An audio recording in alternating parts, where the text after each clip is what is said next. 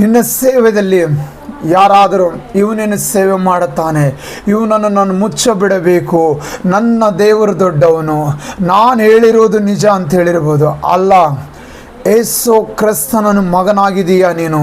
ದೇವರು ಅದಕ್ಕಾಗಿ ನಿನಗೆ ಹೇಳ್ತಾ ಇರುವುದು, ಅಭಿಷೇಕಿಸಿದವನಿಗೆ ಆಶ್ರಯ ದುರ್ಗವಾಗಿದ್ದಾನೆ. ನೀನು ದೇವರ ಸೇವಕನಾಗಿದೆಯಾ, ನೀನು ದೇವರ ಸೇವಕಿಯಾಗಿದೆಯಾ. ನಿನ್ನನ್ನು ಮುಚ್ಚುವುದಕ್ಕಾಗಿ ಯಾರಿಂದ ಆಗೋದಿಲ್ಲ, ನಿನ್ನನ್ನು ಮುಚ್ಚುವುದಕ್ಕಾಗಿ ಈ ಲೋಕದ ಶಕ್ತಿಯಿಂದ ಆಗೋದಿಲ್ಲ.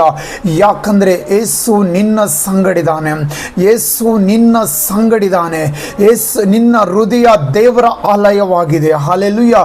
ನಿನ್ನ ಸೇವೆಯಲ್ಲಿ ಸಹ ಇಕ್ಕಟ್ಟು ಬಂದರೆ ಭಯಪಡಬೇಡ, ಅದರಲ್ಲಿ ದೇವರು ನಿನ್ನ ಸಂಗಡಿದಾನೆ. Hallelujah, hallelujah.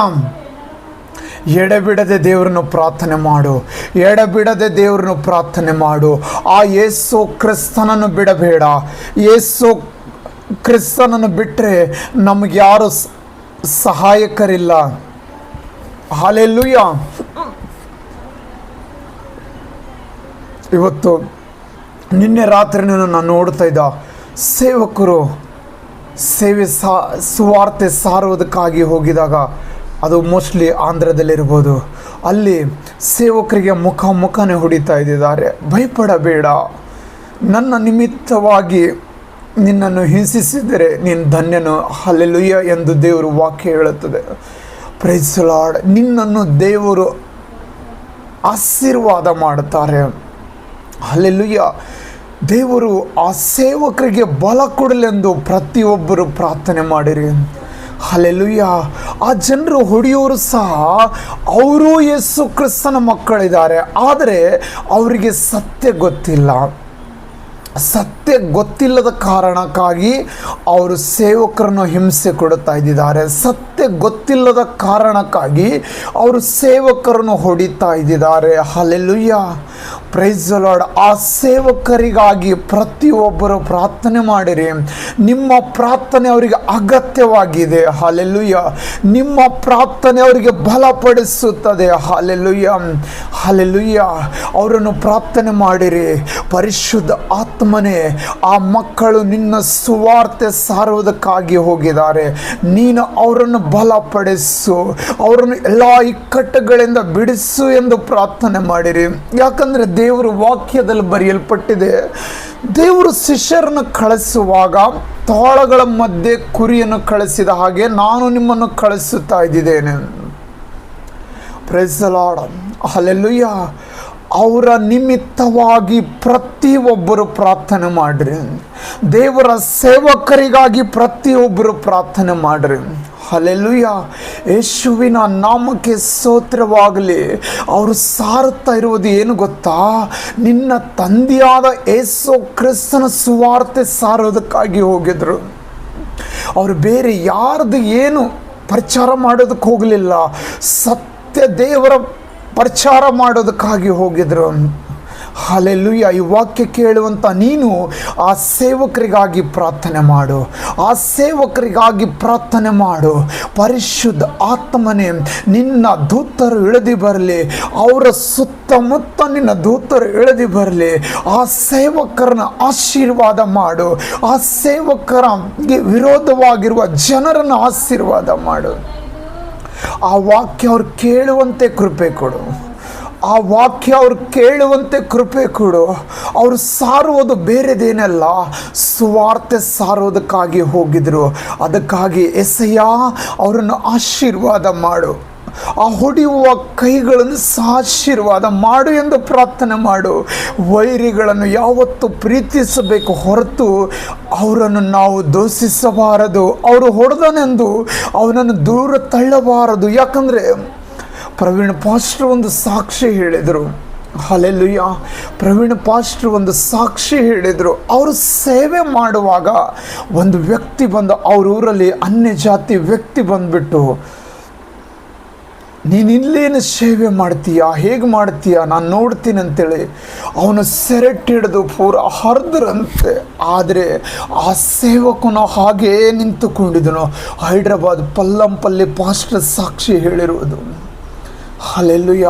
ಆದರೆ ಒಂದು ದಿವಸ ಬಂದು ಆತನೇ ಬಂದು ಪರ್ವೀಣ್ ನನ್ನನ್ನು ಕ್ಷಮಿಸು ಎಂದು ಕೇಳ್ತಾನಂತೆ. ಹಲ್ಲೆಲೂಯ. ಅವರಿಗೆ ಎಲ್ಲಿವರೆಗೂ ಸತ್ಯ ಗೊತ್ತಿಲ್ಲವೋ ಅಲ್ಲಿವರೆಗೂ ಕ್ರಿಸ್ತನ ಮಕ್ಕಳಿಗೆ ಹಿಂಸೆ ಕೊಡುತ್ತಾರೆ. ಎಲ್ಲಿವರೆಗೂ ಅವರಿಗೆ ಬೈಬಲು ವಿಷಯದಲ್ಲಿ ಅವ್ರಿಗೆ ಗೊತ್ತಿಲ್ಲವೋ ಅಲ್ಲಿವರೆಗೂ ಅವರು ದೇವರ ಮಕ್ಕಳಿಗೆ ತೊಂದರೆ ಮಾಡುತ್ತಾರೆ. ನಾವು ಭಯಪಡಬಾರದು. ಪ್ರವೀಣ ಪಾಸ್ಟರು ಅವ್ರಿಗೇನು ಮಾಡಿದ್ದಾರೆ ಅಂತ ಗೊತ್ತಾ? ಯಾವ ವ್ಯಕ್ತಿ ಅವರು ಸೆರಟ್ ಹರಿದಿದ್ರು ಅದೇ ವ್ಯಕ್ತಿಗೆ ಮುದ್ದಿಟ್ಟು ಪ್ರೀತಿ ಮಾಡಿದ್ದೀನಿ ಎಂಬುದಾಗಿ ಹೇಳ್ತಾ ಇದ್ರು. ಅವರಿಗೆ ಸ್ಟೇಜ್ ಮೇಲೆ ಕರ್ತಿ ನಾನು ಮುದ್ದಿಟ್ಟಿದ್ದೀನಿ ಎಂಬುದಾಗಿ ಹೇಳಿದರು. ಅಂಥ ಮನಸ್ಸು ಪ್ರತಿಯೊಬ್ಬರಲ್ಲಿ ಬರಲಿ, ಅಂಥ ಮನಸ್ಸು ಕ್ರಿಸ್ತನ ಮಕ್ಕಳಲ್ಲಿ ಪ್ರತಿಯೊಬ್ಬರಲ್ಲಿ ಬರಲಿ. ಯಾಕಂದರೆ ನನ್ನ ಯೇಸು ಒಳ್ಳೆಯವನು. ಯೇಸು ಸ್ವಾಮಿ ಹೇಳಿದಿರಲ್ವಾ, ಒಂದು ಕೆನ್ನೆಗೆ ನಿನಗೆ ಹೊಡೆದರೆ ಮತ್ತೊಂದು ಕೆನ್ನೆ ಕೊಡು ಎಂದು. ಇವರು ನನಗೆ ದೂಷಿಸಿದರೆಂದು ದೂರ ಆಗಬೇಡ, ಅವರ ಮಧ್ಯದಲ್ಲಿದ್ದು ನೀನು ಪ್ರಾರ್ಥನೆ ಮಾಡು. ಯಾಕಂದರೆ ಅವನ ಹೃದಯ ದೇವರ ಕಡೆಗೆ ತಿರುಗೋದು ತುಂಬ ಅಗತ್ಯ ಇದೆ. ಅವನ ಹೃದಯ ದೇವರ ಕಡೆಗೆ ತಿರುಗೋದು ತುಂಬ ಅಗತ್ಯವಿದೆ. ಆ ಹೊಡೆದಿದ್ದವನ ನಿಮಿತ್ತವಾಗಿ ಯಾವಾಗಲೂ ಯೇಸುವಿನ ನಾಮದಲ್ಲಿ ಪ್ರಾರ್ಥನೆ ಮಾಡು. ಪರಿಶುದ್ಧ ಆತ್ಮನೇ, ಆ ಸತ್ಯದ ವಿಷಯದಲ್ಲಿ ಅವನಿಗೆ ಗೊತ್ತಿಲ್ಲ, ಅದಕ್ಕಾಗಿ ಅವನು ಹೊಡೆದಿದ್ದಾನೆ ಎಂಬುದಾಗಿ ನೀನು ಪ್ರಾರ್ಥನೆ ಮಾಡು. ದಯಮಾಡಿ ಅವನನ್ನು ಕ್ಷಮಿಸಿ ಬಿಡು ಎಂದು ಪ್ರಾರ್ಥನೆ ಮಾಡು.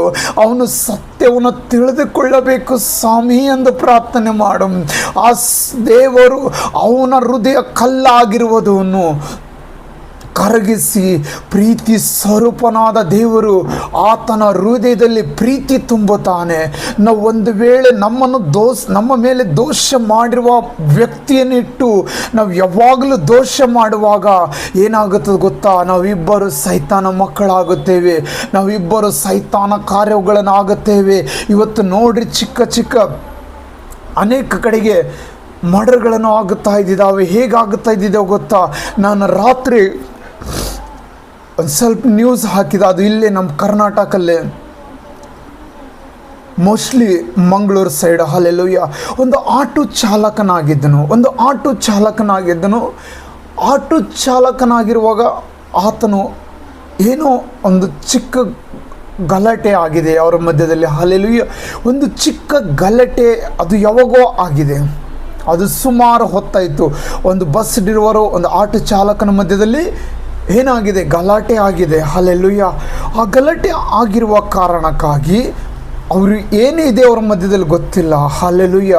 ಆದರೆ ಸ್ವಲ್ಪ ದಿವಸ ಚೆನ್ನಾಗೇ ಇದ್ದರು, ಹಾಗೆ ಮುಂದೆ ಬಂದಿದ ಮೇಲೆ ಏನಾಯಿತು ಗೊತ್ತಾ? ಅದೇ ದೋಷವನ್ನು ಇಟ್ಟುಕೊಂಡು ಆ ಆಟೋ ಚಾಲಕನನ್ನು ದೂರ ಒಂದು ಜಂಗಲದಲ್ಲಿ ಕರೆದುಕೊಂಡು ಹೋಗಿ ಅವನಿಗೆ ಮರ್ಡರ್ ಮಾಡಿ ಬಾವಿಯಲ್ಲಿ ಬಿಸಾಕುತ್ತಾರೆ. Praise the lord. ಆಮೇಲೆ ಪೊಲೀಸರು ವಿಚಾರಿಸಿದ ಮೇಲೆ ಏನಾಗುತ್ತದೆ ಗೊತ್ತಾ? ಅವನು ನಮಗೆ ಸುಮಾರು ದಿವಸ ಹಿಂದೆ ಅವನು ನಮ್ಮದು ಮಧ್ಯದಲ್ಲಿ ಒಂದು ಸ್ವಲ್ಪ ಗಲಾಟೆ ಆಗಿತ್ತು. ಅದೇ ದೋಷ ಇಟ್ಟುಕೊಂಡು ಅವನನ್ನು ಕೊಲೆ ಮಾಡಿದವರು ಹೇಳುತ್ತಾರೆ. ಹಲ್ಲೆಲೂಯ. ಹಾಗೆ ಇದು ಯಾರು ಮಾಡ್ತಾರೆ ಗೊತ್ತಾ? ನಮ್ಮೊಳಗೆ ಕಪಟತನ ಇತ್ತಂದರೆ, ನಮ್ಮೊಳಗೆ ಆ ಸೈತಾನದ ಆತ್ಮವಿದ್ದರೆ ಇದು ಹೀಗೆ ಆಗುತ್ತದೆ. ಈ ಜಗಳ ಇಲ್ಲಿಗೆ ಮುಗಿದು ಹೋಗೋದಿಲ್ಲ. ಯೇಸುವಿನ ಪ್ರೀತಿ ಒಂದು ವೇಳೆ ನಿನ್ನ ಹೃದಯದಲ್ಲಿ ಬಂದರೆ, ಆ ಇವತ್ತು ಹೊಡೆದಿರುವ ಆ ವ್ಯಕ್ತಿ, ಸೇವಕರನ್ನು ಯಾರು ಹೊಡೆದಿದರೋ ಆ ವ್ಯಕ್ತಿ ಹೃದಯದಲ್ಲಿ ಪ್ರೀತಿ ಬಂತಂದರೆ, ಯೇಸು ಎಂಬ ನಾಮ ಬಂತಂದರೆ, ಇನ್ನು ಮೇಲೆ ಅವನು ಆ ಕೆಲಸ ಮಾಡೋದಿಲ್ಲ. ಆ ಸೇವಕನ ಬಳಿಗೆ ಹೋಗಿ ಅವನು ಕ್ಷಮಾಪಣೆ ಕೇಳಿಕೊಳ್ಳುತ್ತಾನೆ.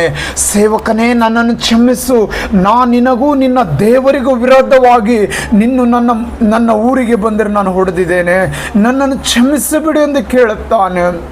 ಹಲ್ಲೆಲೂಯ. ಯಾಕಂದರೆ ಈ ರೌಡಿತನ ಮಾಡುವವನು ಯೇಸು ಕ್ರಿಸ್ತನ ಮಗನೇ, ಈ ಒಳ್ಳೆಯವನಾಗಿರುವವನು ಯೇಸು ಕ್ರಿಸ್ತನ ಮಗನೇ. ಯಾರು ಸ್ವಾರ್ಥ ಸಾರ್ತಾ ಇದ್ದಿದ್ದಾರೋ ಅವರು ಯೇಸು ಕ್ರಿಸ್ತನ ಮಕ್ಕಳೇ. ಇವತ್ತು ಅನೇಕ ಕೆಟ್ಟ ಕಾರ್ಯದಲ್ಲಿ ಜನರಿದ್ದಾರೆ ಅಂದರೆ ಅವರು ಬೇರೆ ಯಾರು ಅಲ್ಲ, ಅವರು ಆ ಬ್ರಾಹ್ಮಣ ಸಂತಾನದವರೇ, ಅವರು ಯೇಸು ಕ್ರಿಸ್ತನ ಸೃಷ್ಟಿ ಮಾಡಿರುವ ಜನರೇ. Praise the lord. ಆ ಜನಕ್ಕಾಗಿ ನಾವು ಪ್ರಾರ್ಥನೆ ಮಾಡಬೇಕು, ಆ ಜನಕ್ಕಾಗಿ ನಾವು ಪ್ರಾರ್ಥನೆ ಮಾಡಬೇಕು. ಈ ಲೋಕದ ಯಾತ್ರೆಯನ್ನು ನಾವು ಮುಗಿಸಿಕೊಂಡು ಹೋಗುವಾಗ ನಮ್ಮ ಸಂಗಡ ದೂತರಿರಬೇಕು. ನಾವು ಪರಲೋಕಕ್ಕೆ ಹೋಗಬೇಕು. ಹಲ್ಲೆಲೂಯಾ. ನಾನು ಹೋದರೆ ಸಾಲದು. ದೇವರ ವಾಕ್ಯ ಹೇಳುತ್ತದೆ, ಆತನು ಎಲ್ಲರಿಗಾಗಿ ಚಿಂತೆ ಮಾಡುವ ದೇವರಿದ್ದಾನೆ. ಬರೀ ಕ್ರಿಸ್ತನ ಮಕ್ಕಳಿಗೆ ಮಾತ್ರವಲ್ಲ, ಬರೀ ಕ್ರಿಶ್ಚಿಯನ್ ಮಾತ್ರವಲ್ಲ, ಬರೀ ಸಭೆಗೆ ಹೋಗುವ ಮಕ್ಕಳಿಗೆ ಮಾತ್ರ ದೇವರು ಪ್ರೀತಿ ಮಾಡೋದಿಲ್ಲ. ದೇವರು ಎಲ್ಲರಿಗಾಗಿ ಪ್ರೀತಿ ಮಾಡುತ್ತಾನೆ. ಯೇಸು ಎಲ್ಲರಿಗಾಗಿ ಪ್ರೀತಿ ಮಾಡುತ್ತಾನೆ. ಎಷ್ಟು ಚರ್ಚಿಗೆ ಹೋಗೋರ್ನು ಪ್ರೀತಿ ಮಾಡುತ್ತಾನೋ ಅದಕ್ಕಿಂತ ಹೆಚ್ಚಾಗಿ ಅನ್ಯ ಜನಗಳಿಗಾಗಿ ಪ್ರೀತಿ ಮಾಡುತ್ತಾನೆ. ಯಾಕಂದರೆ ದೇವರ ವಾಕ್ಯದಲ್ಲಿ ಬರೆಯಲ್ಪಟ್ಟಿದೆ, 100 ಕುರಿ ಇರುವಾಗ 99 ಕುರಿಗಳನ್ನು ಬಿಟ್ಟು ಒಂದು ಕುರಿಗಾಗಿ ಯೇಸು ಹುಡುಕೋದಕ್ಕಾಗಿ ಹೋಗಿದನು. ಆ ಕುರಿ ಯಾವಾಗ ನನಗೆ ಸಿಗುತ್ತದೆ ಎಂದು ಯೇಸು ಬಯಸುತ್ತಾನೆ. ಆ ಕುರಿ ಯಾವಾಗ ನನ್ನ ಮಾರ್ಗಕ್ಕೆ ಬರುತ್ತದೆ ಎಂದು ಯೇಸು ಬಯಸುತ್ತಾನೆ. Hallelujah, hallelujah. ಯೇಸುವಿನ ನಾಮದಲ್ಲಿ ಅನ್ಯ ಜನಕ್ಕಾಗಿ ಪ್ರಾರ್ಥನೆ ಮಾಡಬೇಕು. ಯಾಕಂದರೆ ಅವರಿಗೆ ಸತ್ಯ ಗೊತ್ತಿಲ್ಲ. ಸತ್ಯ ಗೊತ್ತಾಗಿದ್ರೆ ಅವರು ಯೇಸು ಯಾರು ಎಂದು ಅರ್ಥ ಮಾಡಿಕೊಳ್ಳುತ್ತಾರೆ, ಯೇಸು ಯಾರು ಎಂದು ತಿಳಿದುಕೊಳ್ಳುತ್ತಾರೆ. ಆತನು ಯಾರಿರಬಹುದು, ಆತನು ಯಾಕೆ ಬಂದು ಪ್ರಾಣ ಕೊಟ್ಟಿದನು, ಆತನ ಲೋಕಕ್ಕೆ ಬಂದು ಪ್ರಾಣ ಯಾಕೆ ಕೊಡಬೇಕಾಗಿತ್ತು ಎಂದು ಯೋಚನೆ ಮಾಡಿಕೊಳ್ಳುತ್ತಾರೆ. Praise the lord, praise the lord. ಅವ್ರಿಗೆ ಗೊತ್ತಿಲ್ಲದ ಕಾರಣಕ್ಕಾಗಿ ಅವರು ಯೇಸುವನ್ನು ನೋಡೋದು ಇಲ್ಲ, ಯೇಸುವಿನ ಶಿಲುಬೆ ನೋಡೋದು ಇಲ್ಲ. ಯಾಕೆ ಗೊತ್ತಾ? ಅವರಿಗೆ ಸತ್ಯ ಗೊತ್ತಿಲ್ಲ, ಅವರಿಗೆ ದೇವರ ವಾಕ್ಯ ಗೊತ್ತಿಲ್ಲ. ನೀನು ಪ್ರಾರ್ಥನೆ ಮಾಡು. ದೇವರು ನಿನ್ನ ಪಟ್ಟಣವನ್ನು ಆಶೀರ್ವಾದ ಮಾಡುತ್ತಾನೆ. ದೇವರು ನಿನ್ನ ಪಟ್ಟಣವನ್ನು ಅಭಿವೃದ್ಧಿಪಡಿಸುತ್ತಾನೆ. ನೀನು ಒಂದು ವೇಳೆ ನಿಜವಾಗ್ಲೂ ಪ್ರಾರ್ಥನೆ ಮಾಡುವುದಾದರೆ ನಿನ್ನ ಊರಲ್ಲಾಗಲಿ, ನಿನ್ನ ಪಟ್ಟಣವಲ್ಲಾಗಲಿ, ನಿನ್ನ ದೇಶದಲ್ಲಾಗಲಿ ಒಬ್ಬರಾದರೂ ಪೂಜಿಸರು ಕಾಣೋದಿಲ್ಲ. ನೀನು ಪ್ರಾರ್ಥನೆ ಮಾಡು. ಯೇಸುವಿನ ವಿಷಯದಲ್ಲಿಗೆ